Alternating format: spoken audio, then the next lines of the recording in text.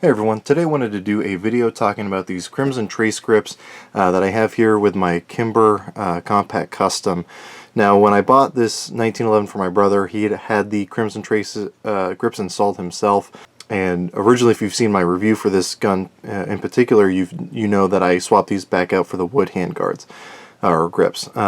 Since doing that, I decided to go ahead and test out these Crimson Trace grips, see what I think about them, and do my best to do a review on them. Now, people who know me, who have been around me for a long time, know that I'm not a huge fan of lasers on handguns, at least not visible lasers. So with that bias already out there, I want to go ahead and start with the things that I really do like about this laser, and then I'll go on to some of the things that I'm not a huge fan of. So first and foremost, these are actually really comfortable grips. For those of you familiar with Hogue style grips or anything like that, this has a very similar texture, especially around here on the front strap. It's a very comfortable, almost rubberized texture on these grips, so it feels really nice in the hand, and with the almost knurled effect that they have on there, it really grips into your hand very well, so it's very easy to hold on to this. And then another thing I like is it does come with just a little bit of a scallop there, which is going to aid in getting to that magazine release, which for me is a huge plus. With my little short thumbs, it makes it a lot easier to actuate that.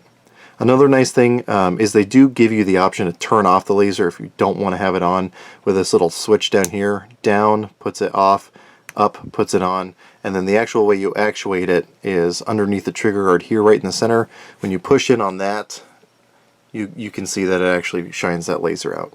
So I think it's a very good design as far as the feel of it and the actuation of it. So if you're gonna get a laser for your 1911, and by the way, the specific model on this one is the LG404, so this is for the officer and compact models, and they do make ones for the full-size models as well. But if you are looking for a laser for your 1911, this is really not a bad option. Now, that said, the problem with not only the Crimson Trace grips on this one, but really lasers in general, are the reasons why I'm not a huge fan of them. So let me go ahead and get into those issues. First is going to be the cost. If you're going to get a laser for a handgun, you really have to invest in a high quality one. If you don't invest in a quality one, it's not going to work well, it's not going to hold zero, you're just going to have a lot of issues. So I highly recommend, if you are going to buy one, buy Crimson Trace. Now the big problem there again is the expense. Now these ones new are about 320 bucks. There are cheaper Crimson Trace models out there as well, but again, if you're looking for anything this style that replaces the grip on your gun, it's going to be right around that $300 price range, so not exactly a cheap way to get into it. Another problem is the actual placement of the laser on this. Now if you've ever taken any sort of firearms training, hopefully whoever your instructor was taught you about keeping your finger straight and off the trigger until you're ready to fire.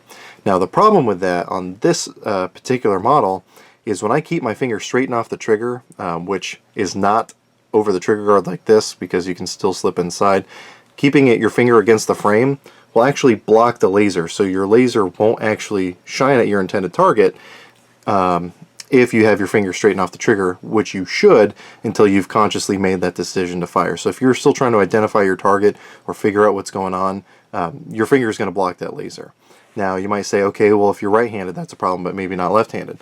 So if you're shooting single hand left hand, then yeah, that's not an issue. As soon as you bring that support hand into place, again, you're blocking that laser and you're not shining your laser downrange.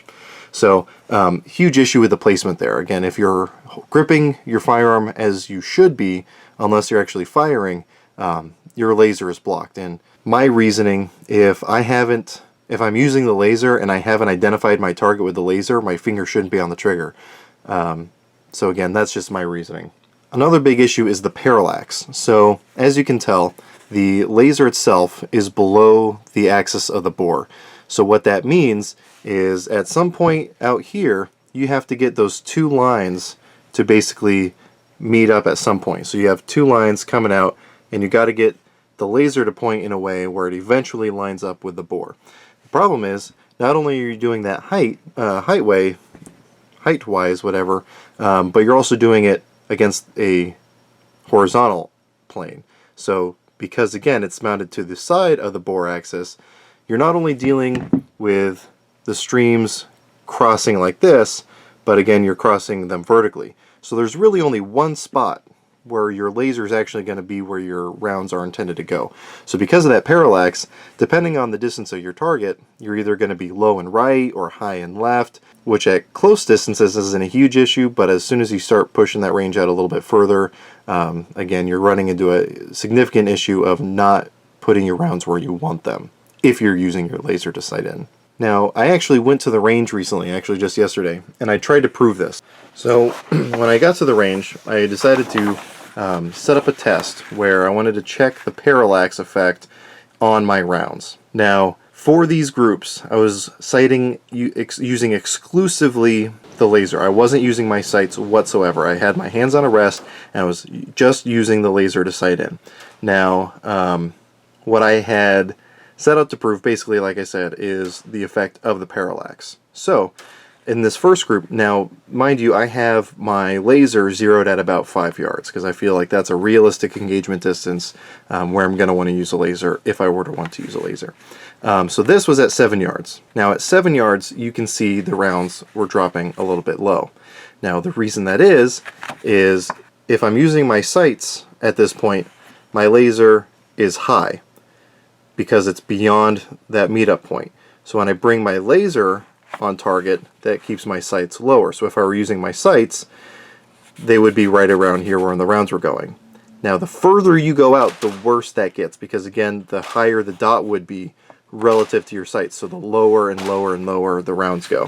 So as I moved out, that's exactly what happened. Kept dropping the rounds lower and lower, all the way to the point where I think it was either 40 or 50 feet, and most of the rounds ended up being off paper. Now, just to demonstrate that that was not just me, at that same distance, as you'll see in the video again, I decided to shoot freehand using the sights to see where the rounds were going, and again, I was at least able to keep most of them in the black, if not just on the target itself, versus again being probably 6 to 8 inches low, if not more. So all that to say, the parallax is a big issue. Another issue that I've seen with people who use lasers, and the first time I saw this was actually when I got my concealed handgun license, the class I went through. I obviously wasn't using a laser, but a lady a couple lanes over from me was using a laser. So while I was keeping my shots more or less where I needed them to, because I'd done some shooting up to that point, I was noticing her dot bouncing all over the place. Now, when I would watch her shoot, she was able to keep that laser pretty steady on her target.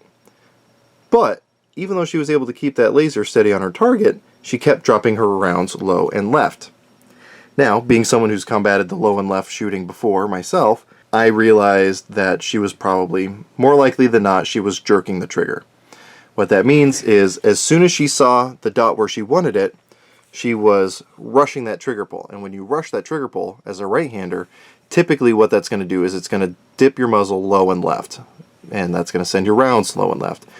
So what they're doing is, their dot's moving around, their dot's moving around, their dot's moving around, and as soon as they see it where they want it, they really quickly jerk that trigger, and again, drop those rounds low and left. For left-handed shooters, it's typically low and right. So when I started working as an RSO and as a pistol instructor, I began noticing the same thing on our ranges. Whenever someone had a laser and they were not an experienced shooter, every single time, even if they were able to keep that dot where they wanted it, every single time they pulled the trigger, the rounds were not going where they wanted them to, because again, they were jerking that trigger. Now that basically brings me to my biggest dislike of lasers, and that is that people use them as a replacement for fundamentals and for practice. They think that they can buy something that will make them a better shooter. And I can't flaw their reasoning, because it makes sense. All you have to do, put the laser where you want it, and then the rounds are going to go there. On paper, that makes sense. However, when you actually go out and you train and you practice and you take classes, you realize that it's a lot easier said than done, which again for most people means their rounds are going to go anywhere but where that laser actually is. Now, I don't want to say that there's no application for lasers. I know people who have used lasers to great effect. We've even I can think of one person who went through our classes when I was an instructor who was able to actually put the rounds where her laser was.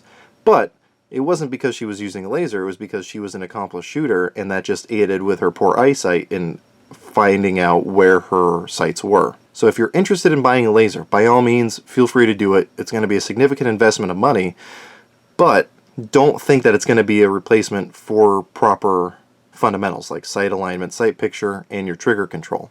Anyone who's shot a handgun with a red dot will tell you, if when you present that handgun, if you're just looking for that red dot on top of the slide, you're not going to find it. Whereas if you just present it and get your sight alignment set up, all of a sudden your dot magically appears.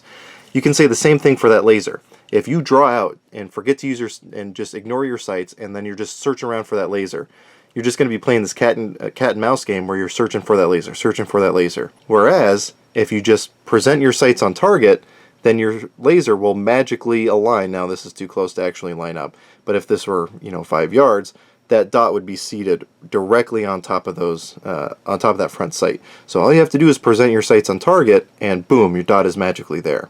So at risk of sounding repetitive, which I'm sure I do, the bottom line is, if you're gonna get a laser, you still have to practice. You can't just rest on your laurels. You can't just assume that it's gonna make you a better shooter without you putting the time and effort in to actually practicing those fundamentals. So again, if you're looking for a laser for one of your handguns, I really can't recommend Crimson Trace highly enough. They make fantastic lasers. They are extremely reliable, and this one particularly is pretty simple to zero. You have a little adjustment screw on the side as well as on the top, and that will adjust basically the windage and elevation for that red laser. And as long as you have your sights aligned properly, you can just zero that at whatever distance you want. But again, keep in mind that it will only actually be on target at that distance, again, because of the variation in bore axis vertically as well as horizontally. So again, if you're going to buy one, buy Crimson Trace, but don't assume that it's going to make you a better shooter right off the bat. You still got to put the time and effort in. If you want to know more about my opinion on lasers, I do have a post on my website that I go a little bit more in depth into my issues with lasers. Feel free to check that out. And if you have any comments or questions, feel free to throw those in the comment section below. I'll try to get back to you as quick as I can. But as always, I hope you're able to get something out of this video, and I really appreciate you watching.